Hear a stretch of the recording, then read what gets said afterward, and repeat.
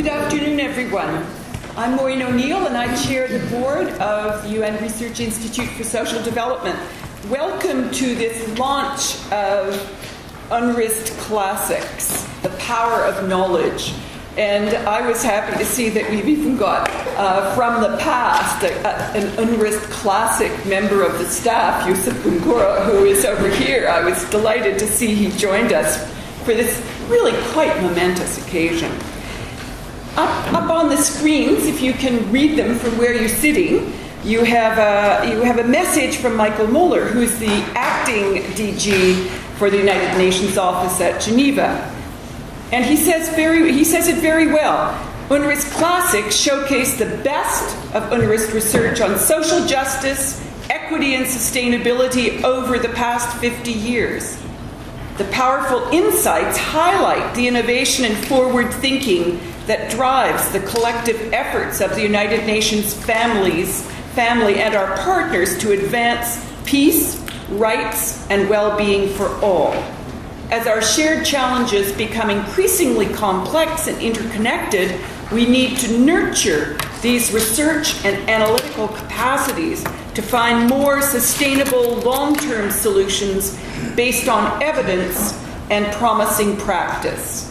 So we're here to support, to celebrate how UNRISD has done exactly that, has contributed to this, has contributed to it within the United Nations and elsewhere, not only because it has the luxury of being an autonomous research institute within the United Nations, but because with its partners around the world, with the research networks, with the positive relations with countries around the world, it has been right on the money. Well, if not the money, that's another question for UNRISD, but the colloquial expression of being right on the money, of selecting the issues, working on the issues that matter to people, to be the balance with social policy and a social policy that hopefully informs economic policy. So that's what we're here to celebrate.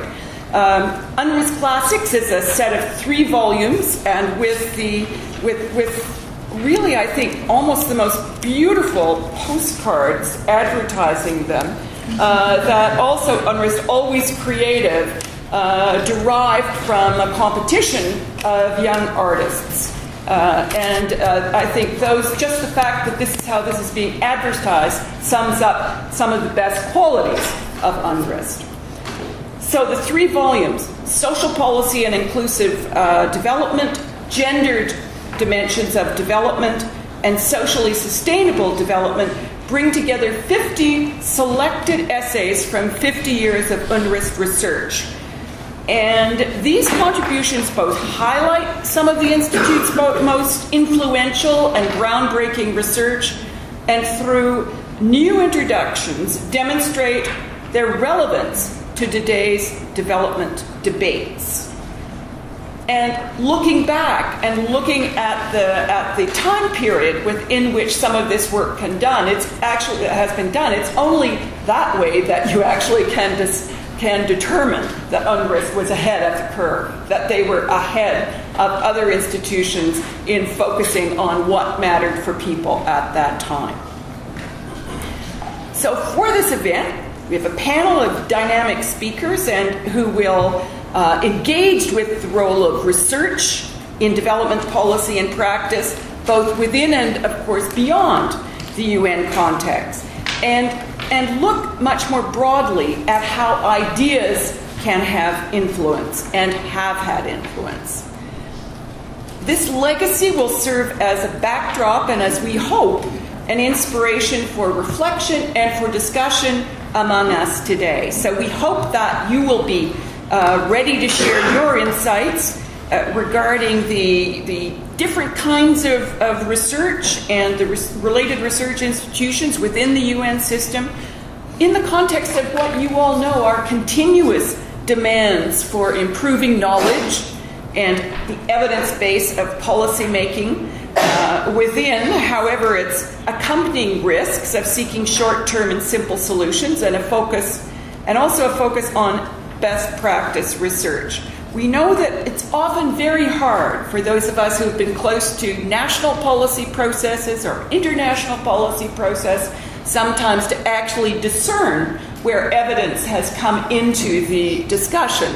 But we are in a privileged position today, we can reflect on that. I'm very pleased to invite Olivier Bürki, who is the Minister, Head of Global Institutions Division of the Swiss Agency for Development and Cooperation, who is going to say a few words to us now. Thank you so much for joining us. Thank you very much, Madam Chair, and good afternoon.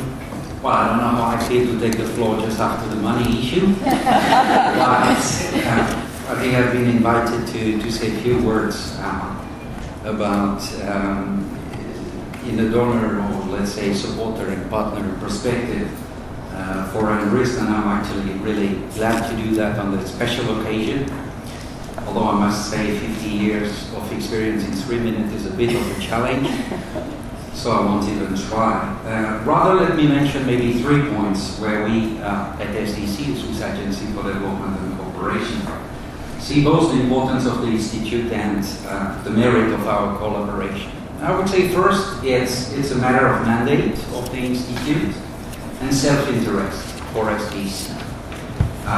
It has been mentioned, UNRISD is the only UN research institute focusing primarily on social development. By providing thinking inside the UN system, but outside of mainstream UN policy debates, we much value the independence of the Institute and its potential for innovation and thinking out of the box. We believe that this combination gives a unique role to the Institute and results that enjoy considerable credibility across the whole development landscape. As for SDC, basically I would say we have largely benefited from UNRISD research on topics ranging from green economy to urbanization, or from social protection to gender issues. We are currently partnering on social policy in post-conflict settings and on domestic resources mobilization for social development. I think these are really complex issues, and where we benefit from UNRISD expertise, it helps us to articulate our internal thinking and our policy and operational response. In a nutshell, it is good value for money. Second, I would say it's a question of business model of the Institute and development perspective. With its network of research institutes, policymakers, civil society worldwide, notably in the South, I think UNRISD provides a truly original lens to its research products, one that is grounded in the reality of the field. And I believe we all need this reality check as a reminder that the ultimate goal of research is to inspire better implementation at country level for enhanced and more inclusive development. And then third, of course, is the importance that we attach to UNRISD's presence here in Geneva, a quality research hub itself. The Institute's close ties with other Geneva-based institutes, universities, UN organizations, NGO, private organizations, mean that UNRISD is heard and seen in global decision-making circles on a daily basis. The whole of Switzerland is proud of the role Geneva plays for the promotion of social development, human rights, humanitarian assistance, trade, and we are equally proud that UNRISD is among the institutions contributing to this thriving place. Now, looking forward, Madam Chair, if you allow me, I would briefly like to touch upon the post-2015 agenda. We have all resolutely embarked on the challenging task to agree on sustainable development goals for a brighter future. But past the hopefully successful outcome in September next, Member States and the international community at large will quickly face a no less challenging task, that of the implementation of this agenda. Now, how shall we have to design our development work so we can truly follow through our promises, not only on the economy, but also on the social and environmental dimension? I think this is one among many questions that we shall have to collectively address, and I believe that UNRISD is a natural partner to help us in this endeavor. Very much look forward to a continued cooperation in this regard. Now finally, well, a little bit of a tautology, but there is no research without dedicated individuals individual, men or women. And I would like to take this opportunity to thank each and everyone in UNRISD and the associated institutes for their engagement and professionalism. And if you allow me, I would like to particularly thank my neighbor, Sarah, for all your commitment, your leadership, and the dynamic you have brought to the Institute. You have chosen to embark on a new challenge in Italy, so let me forward your best wishes and many, many thanks. Thank you, Madam Chair. Thank you.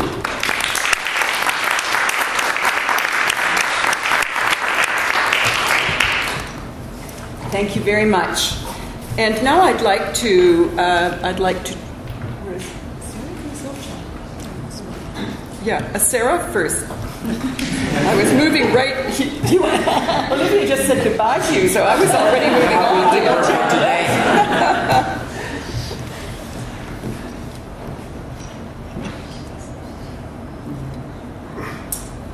Thank you for those comments and the warm congratulations, I think, to UNRISD on this occasion. We've heard this is the launch of 50 years worth of the highlights of UNRISD's work on social development, and we really want, as Maureen said, to use this opportunity to reflect on the role of research and the value of an independent research hub in this process of social transformation, social change that we're all seeking. And just looking back 50 years, I don't remember this very well, but UNRISD was established in 1963, and it really was the inspiration of two intellectual giants of the UN system, Jan Tinbergen and Gunnar Myrdal, who recognized back then, when development was a new project, when it was very much focused on economic capital accumulation, industrialization, modernization, that the social issues, if they weren't addressed, would undermine the whole development project itself. And they saw that the neglect of social issues would, affect the whole process, compromise the whole process of development. They saw that the necessity was to look at work that brought social issues into the heart of development economic thinking, not to have them separate on the side. And UNRISD, I think, has really tried to fulfill that mission and vision consistently over this period in different ways at different times, depending on the issues of the day. In thinking about setting up UNRISD back then, they also recognized the value and the importance of an independent research function, and both independent and research are important there, at the heart of the UN, that was separate from operational and advisory work, but able to feed directly into, as they said at the time, action programs of the United Nations system. And so in its founding bulletin, when U Thant was Secretary General, the Institute was given autonomy in order to ensure that it could freely conduct critical research, even on politically sensitive issues. And I think all of those features of the UN, of UNRISD, are what has enabled it to do what it's done, and some of the work that you'll see and hear about here. And I think those are characteristics, the independence, the autonomy, that are also at this point somewhat under threat in the UN system. And so I think it's worth being reminded, and having, as Maureen said, you can only see the value of some of this kind of intellectual endeavour by taking a very long-term historical perspective. And that gets lost in some of our current short-termism.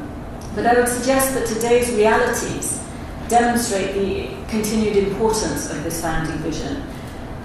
There's clearly a need for research on some of the critical issues in the context of the Sustainable Development Agenda, and in response to the current global context of conflict and inequality.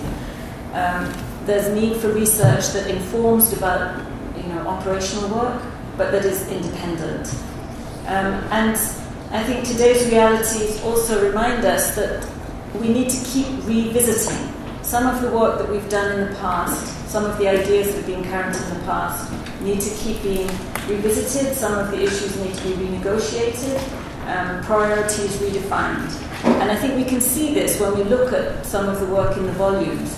Some of the very early work in UNRISD was on social indicators of development, trying to counter the idea that the thing that measured progress was GDP. And at that time there was optimism that we could actually come up with, develop, and put indicators of social progress into, combine them with GDP and come up with something better. We're still fighting that battle today, and probably it's a harder battle to win today, though there has been some progress, I think, in the European Commission. But the Sarkozy Commission was designed to do this, and still we see very little progress. We also see reversals. We see a lot of the gains in gender, equity, women's rights, sexual and reproductive rights being pushed back. There are other examples like this. So again, we need this kind of independent space for research, also to keep up pushing against forces which may be moving in a different direction. And so I think these spaces are really worth preserving and protecting. I think over 5 decades, UNRISD has worked. Indeed, at times it's struggled. It's struggled to stay alive itself, coming back to the money issue. But more importantly, what I wanted to say was it struggled to keep alive this vision of the founding members, but all the time to update this vision, to make it relevant to the modern world.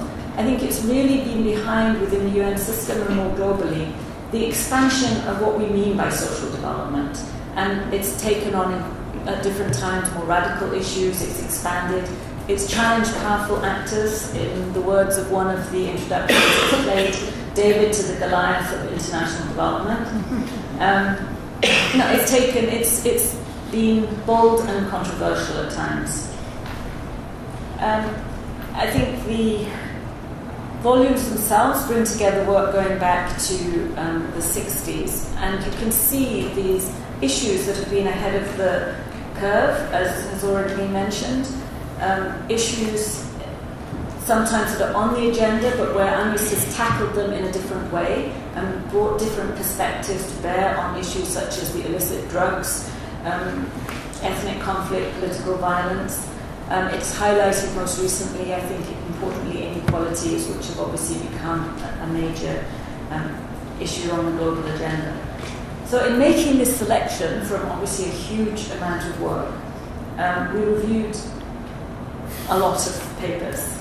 Some of my colleagues in particular, Peter Utting, who's no longer here, not with us here, he retired last year. And we tried to select works that have an enduring message and value, where we can see contemporary concerns reflected in what we said in the past, or that have clearly contributed to the generation and diffusion of alternative development thinking and ideas around the globe. I think we're launching them, as has been pointed out, at a moment of pivotal change in the global environment with the new Sustainable Development Goals. And I think the volumes remind us that the questions and concerns, they're not new. What we're looking at today is not new, but they may in some ways be more urgent, particularly some of the social inequality, environmental issues. We have more technical, technological, possibly even political will. We have the knowledge to address some of these issues. But we also realize from seeing this that development requires social progress, and social progress is reversible. It's not happening independent. It needs to be interconnected with what's happening in these other domains. And that fundamentally it's tangled up with power relations and politics. And so, to paraphrase, as with liberty, social progress requires eternal vigilance. And a modest price to pay is the support, I think, of the institutional spaces such as UNRISD, which are often small and often fragile, but which do have the mandate and autonomy to be vigilant. Excellent. Thank you.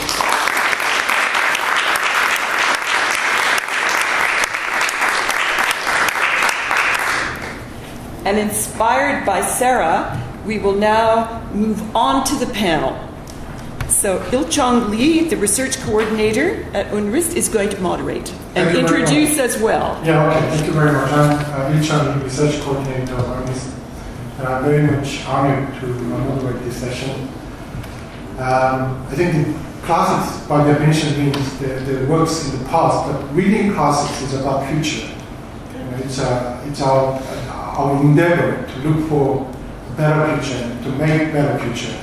The problem is, everybody knows the title and authors of those classical works, but not many people finish reading. So, not many people read all those classics. So, I encourage you to read our classics, and you can find some part of those classics at the back. Books are displayed, but they are the books for display only. So, even though this video can be to take away, but leave it as it is. And I'd like to welcome three distinguished panelists, and I'd like to introduce them one by one. Bina Agarwal is a professor of development economics and environment, University of Manchester, UK, and former director of the Institute of Economic Growth, University of Delhi, India.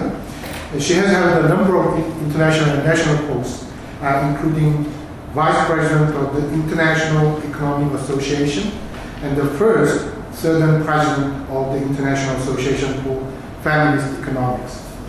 And Jimi Adesina is the South African Chair in Social Policy at the University of South Africa and Professorial Research Associate at the Nordic Africa Institute in Sweden. He has served as an executive member of the Council for the Development of Social Science Research in Africa, we call UNISA, and the chair of its program subcommittee. And Charles Gore is honorary professor of economics at the University of Glasgow and UNRISD visiting research fellow currently. He has directed UNISA's research on Africa and on least developed countries, and he has been team leader and principal author of its least developed countries report. In 2003 and 2006, he was a member of the UN Millennium Project UN Experts Group. I'd like you help me to in welcoming three wonderful panelists with a big hand. So.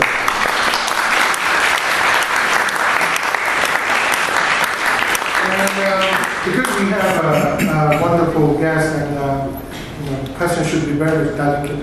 Very much complicated, but I'd like to begin with a very much blunt question for Jimi. So what was your favorite chapter among these 50 chapters in classic volumes, and why?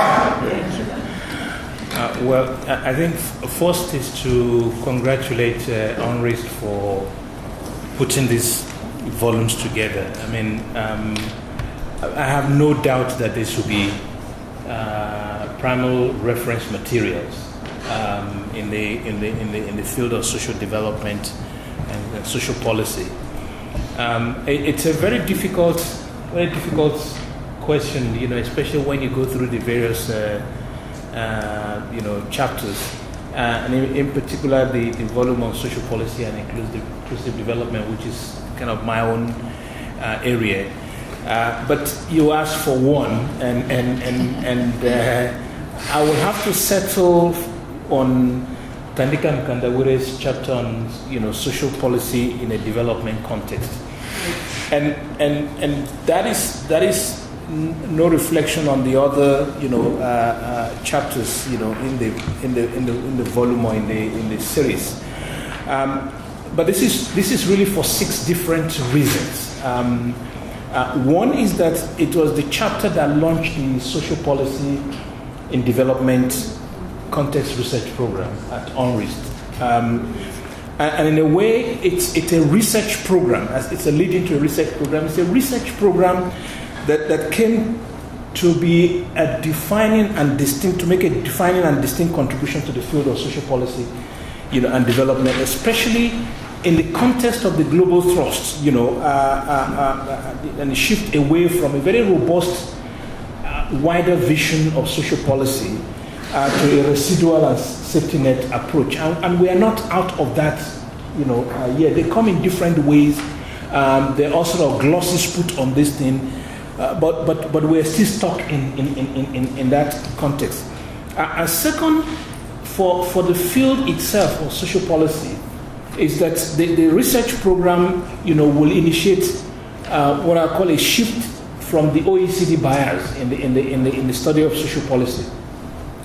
Especially, and you can look at some of the classics especially post 1990 in social policy, an excessive overdetermination of the field, by social protection, or what they call the monotasking, reducing social policy to a single task. The third is in re-examining the role of social policy in the development process. The project will open the space for a more creative thinking in the field and the diversity of social policy instruments available to a country. But here is the thing. Also a re-examination of the history of social policy pioneers. That in fact, the connection between development and catch-up, for instance. I mean, the pioneers within the European context was Germany, but it was in the context of, when you rethink the history, it was in the context of Germany's own catch-up, process, Fourth is that it will raise the issue of the multiple tasks of social policy, okay, and the transformative role it plays generally in the development context, transformation of social relations, especially gender relations, social institutions, the economy, democratization of governance and the public space, and the expansion of human functioning. And the overarching concern, for instance, shift attention to the fundamental issues of inclusive development. I think fifth, it reaffirms the inherent connection between economic and social policy, which at this time and continues to be disconnected, and the way in which social policy instruments are seen as essentially mopping up in areas of market failure and so on and so forth. And finally, and this is the thing, it does this without, not neglecting, but actually reaffirming the intrinsic value of social policy. So the idea that enhanced well-being of citizens can be achieved at a much lower level of development, that's always been integral to the work of UNRISD, from its inception. But the social policy in the development context research program reinforces the need to pay attention to the issues that I raised, earlier, and the financing side of social policy. So the social policy that significantly improves human functioning is important for economic development. But economic development is important for social policy. Okay, thank you. It sounds like it's changed the whole conception of social policy in development context. I think we've done a great job. And I'd like to ask some question about the impact of research or importance of research within the UN system. What should the role of research on development within the UN system? Why is it important to have spaces for autonomous and independent research, like UNRISD, within the UN system? This question goes to both of you. Bina first. Okay, thank you. Firstly, I also repeat warm congratulations to UNRISD for its many decades of work, 1963 onwards, of which the Classics is only a tip, I would say, of the enormous body of work that has come out of UNRISD. I'm a great fan of UNRISD, of course, having used its research for many years. Before I actually talk about the importance of autonomous research within the UN system, we might consider where is research done within the UN system. I was thinking about this, and it seems to me there are at least three different types of bodies. You have bodies like UNRISD, the UNU wider, part of UN University, which are particularly research focused. And I think there is an idea that research it's valuable for policy, but it's also valuable in terms of its excellence in and of itself. And then the links to policy, there is a challenge of how do you take that relatively autonomous research and then link it to policy. There is a subcategory of institutions which sometimes have sponsored projects like UNESCO or UNFPA or WHO. Then, we often don't think of the World Bank as part of it, but it is a multilateral body which has a very strong research wing. And there, of course, it feeds much more directly into policy, into World Bank policy, and we might then ask, well, how autonomous is it? But juxtaposing those, I think, is helpful in terms of how we think of autonomy.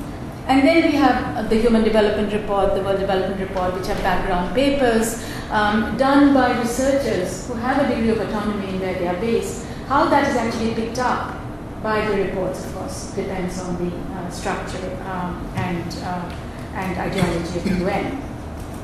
So one might ask, well, is research different if it is done within the UN system versus if it's done, say, in a research institution or a university?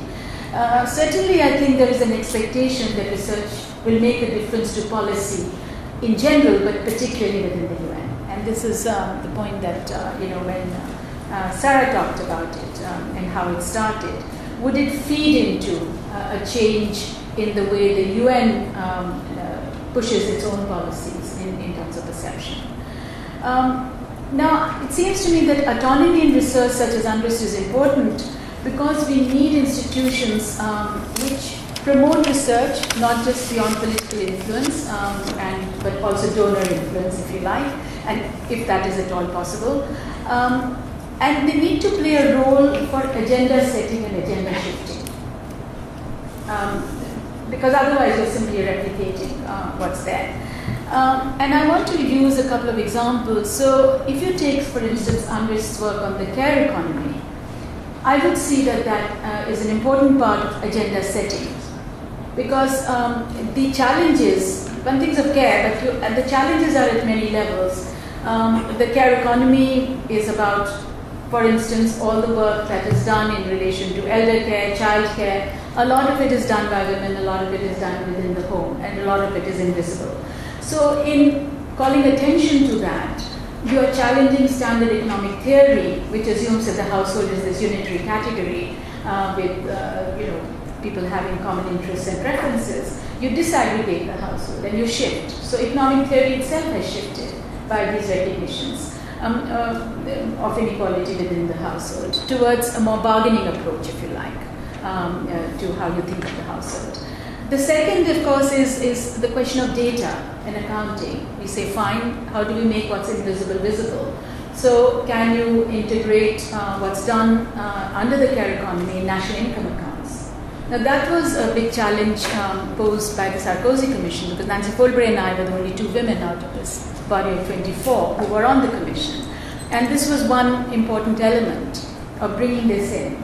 And it has been a challenge within the OECD and elsewhere of how do you measure this, and how do you then pressure and convince national governments to create data which would actually give you a sense of what this constitutes before you start giving it monetary or other values. And the third, of course, is the big challenge of policy. And that is partly research and partly action. So how do you design institutions of governance which would take care? I mean, elder care, we all recognize elder care, aging is a big issue. But can you frame mechanisms and have some countries done it better than others? For instance, there's a lot of talk of parity in gender parity in trying to look for care. What is the role of the state in that? So it seems to me that the importance of autonomy lies in your ability to challenge a lot of what is standard theory, standard mechanisms of data as usual, and of design institutions. One can think of other examples, but a good marker is to say, is it agenda setting? Is it agenda shifting? Okay. Charles? Yeah, thank you. And I'd like to join the others in congratulating UNRISD for the classics. We've been asked the place of the research in the UN. I think we should also talk about the importance of social science research. And the UK Academy of Social Sciences has just written a report on this, a short report, and it may be parochial to bring it up in this context, but I think it makes some important points. And it basically says that governments are aware of the importance of R&D, but they're thinking of it in terms of technological innovations. And what this report argues is that we need also to think about innovations in social organization, and that innovations in social organization are as important as technological innovations. And when public investment is being made in R&D, this should take an equal place. Now, the question then is, why should it take place in the UN? And I think I agree very much with what Bina has said. From my own experience, it enables a closer focus on current international policy issues than happens in academia. The UN also has massive convening power to bring together the best people in the world, the best thinkers in the world, and also publications from the UN can have a greater influence, although that is perhaps a double-edged sword, as some of the UN publications are seen as biased. I think UNRISD is in a very sweet position with its board and this sense of independence which it has, which I think is very important for its credibility. So I think what I would say is that what UNRISD has a position of, it's not simply autonomy, but embedded autonomy. It is autonomous, but it's also close to the UN system, and so can therefore address current issues. In preparing for this meeting, I was able to identify an impact statement on one of these classics, which is chapter 3 in the very colourful one on gender, which is a paper by Anne Whitehead. And you can actually find this impact statement on the University of Sussex website, which I've not been planted with this. I know Anne Whitehead very well, and so I asked her if she had any anecdotes to tell me, and she said there's an impact statement. And this impact statement is about research done in 2003, at a moment when individual land registration was taking place in Africa, pushed very strongly by the World Bank. And Annie Whitehead's work for UNRISD showed that from ethnographic evidence on customary land practices showed that women would be marginalized in this process and the poor would be marginalized in this process. And she also showed that the arbitration courts were also marginalizing, and when disputes arose, were also marginalizing women. Now, the impact statement traces the effect of this paper. It puts it in the context of Whitehead's, all Whitehead's work around this issue. But the interesting thing is the key paper is number 3. It's not the other ones. And it then is taken up by an organization which is called the International Development Law Organization. And it's also taken up by the FAO and used in their best practice manuals. And it's also used in Kenya, Namibia, and Ghana, where they set up a mechanism through which civil society organizations are starting to monitor what happens. So it's a very powerful example. And so if one is invested in R&D, one might have a lot of research which doesn't pay off. But what is the value of this work? What is the value of this work? Now, this is an example of evidence-based analysis, but I would agree fully with Bina that this idea of agenda setting and agenda shifting is vital. And to take us back to Jimi's comments on Tadika's work, I saw a couple of weeks ago, Martin Ravalian was in the ILO, and he said that since 2000, there are now about 1 billion people in social assistance programs in developing countries. 1 billion people, 1 billion people. Now, essentially, from an UNRISD perspective, this is based on a terribly narrow, residualist approach to social policy. Now, if the UNRISD perspective on its alternative functions of social policy is brought forward, what would be the benefits from that? If one can take this energy, which is leading to 1 billion people on social assistance programs, and channel it towards a broader perspective of social policy, I think there are major positive payers. Thank you very much. And Charles just mentioned about the impact of UNRISD research on African policy making, especially related to customary event lines. And maybe we can talk about a little bit more about the impact of our research.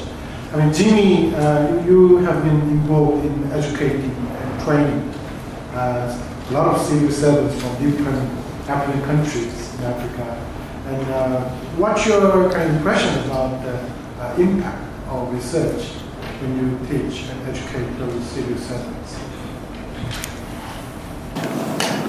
Well, actually, it's the link with UNRISD's work is precisely the idea of transformative social policy, and this is a follow-up in terms of capacity building within the context of the African Union's social policy framework. And for the last 4 years, I mean, this year will be the fifth iteration of it. We'll be running at the UN Institute for Economic Development and Planning, the social policy for development planners, which draws directly on the work done at UNRISD as the template.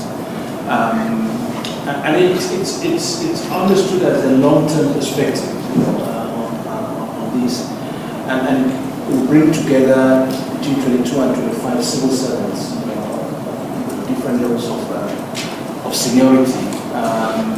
It's hugely oversubscribed in terms of the people who come, but it's re-emphasizing a number of the issues that I mentioned earlier on. It's much broader vision of social policy. The idea beyond the question of social assistance. For instance, the inherent connection between economic and social policy, dynamic relationship between them. And it's always very fascinating because by you talked about it last year, and we're expecting it this year as well. Thank you. And it's like you switch on the light bulb because these are things that people know. I mean, but in a sense, crowded out by kind of policy advice, and muscling in on the policy spaces. But that has been going on, and it draws from anywhere from Seychelles to Morocco, from Egypt to what we call it, Lesotho, from Senegal to Kenya, and the key thing here is it draws directly on what we call it, work at UNRISD. And what is fascinating about this is that in fact it was established, the approval of the board of IDE, which is made up of largely the finance ministers. And it was supposed to be a pilot project for 2 years, and then given the feedback from it, and decided to extend it for a fairly indefinite period. Thank you very much. I'd like to hear your views about the future of research a little bit. So we don't have much time, so just a briefly answer to my question. And the first question will go to Bina. What would the central concern of development post-2015? What issues and questions should be investigated more? Yeah, it's a tough one. So here's how I'm going to answer it. If you actually look at the SDG list, this list of 17, it covers the entire gamut of potential issues. And it's very difficult to say, well, this is not very important, that's not very important, let's throw this out. And they're all very important. So I'm going to, what the challenge is not in terms of making a list and saying these are the topics we should be researching, but I think the challenges are of twofold. One is, what are the implications of any of these? And the second is, are there links and synergies? And what are the pathways for change? So let me take something that's very much the flavor of what we've been discussing these past 7 years, which is reducing inequalities in wealth and income. And of course, Thomas Piketty's book has brought us back again very to the center stage. Now that's goal 10 in the SDGs. And there could be other goals. We can see sub-goals, for instance, gender inequality. For the first time, goal 5, it mentions issues of inequality in land and property. So there are commonalities there. But the question is, how do we trace, and I think this is really, these are the research questions here, that how do we trace the implications of this? Because precisely in tracing the implications, can we make the case for policymakers to change this? Now those implications can be issues of social conflict. There are connections with a very highly consumerist society where people's aspirations, if it's unequal, you look at what your neighbors who are much richer might be consuming, which has problems in terms of sustainable consumption, which is also part of the goal 12. So it seems to me there's a range of ways in which it's very important to trace the nature of implications if inequalities are to persist. So this is one part of it.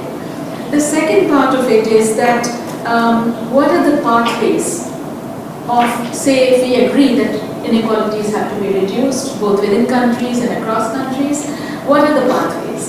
And here I think the pathways have to, we need to think about it not just in economic terms, which is the usual way people think about it, but also in social terms, which is the gist of what UNRISD does. So for instance, if you take Piketty's book, he basically talks about tax policies, which of course many people might say, is it politically feasible, and so on. He doesn't talk very much about gender hardly. People who look at gender inequality in wealth say, let's reform the inheritance laws. But then, is that enough? I mean, what if we say that why are we so focused in our policy on private wealth? Because the more public assets we create, the more public spaces we create, the more possible it is that people who have little private wealth can still have good well-being. So let's stop privatizing land, and let's stop privatizing a lot of stuff and think, are there other ways of moving forward? So it seems to me there is a big research challenge here in terms of linking goals and finding, tracing the pathways by which the changes can take place. And I want to just bring in a third thing, and I'll end with that.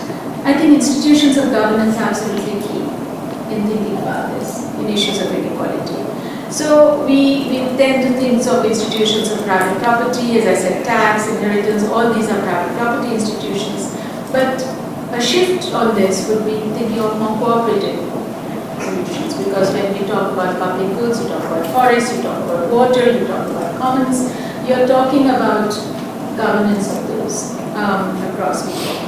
And here, all the three elements I talked about in my first comment, which is the question of the challenges to theory, the challenges to practice, and the challenges to policy. The challenges to theory have been long-standing. Economists, for instance, earlier didn't think that people could cooperate, they would free ride, and therefore cooperation wasn't possible. Now, economic theory, of course, has shifted away from that rather simplistic position to a much more complex position in recognizing conditions under which cooperation should take place. How have they recognized it? By recognizing the social norms, culture, and trust matter. Now, this is the gist of social aspects. That is the basis which can enable you to cooperate and deal with the sorts of problems that we overemphasize, perhaps, that people are self-interested and not altruistic. So there is a challenge to theory there. And then there's a challenge of building institutions of cooperation, which is both practice and policy. So I'll end with that. Thank you very much. Bina just mentioned about Sustainable Development Goals. We are always talking about these days. And how can the research UNRISD produces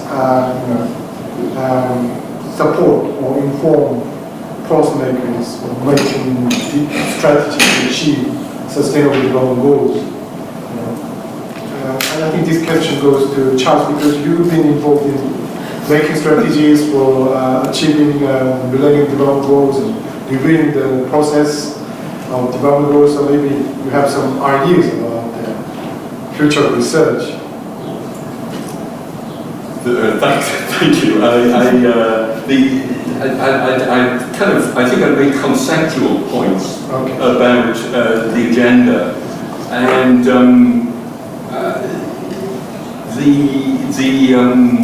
the notion of sustainable development is always said to be three pillars: an economic pillar, a social pillar, and an environmental pillar.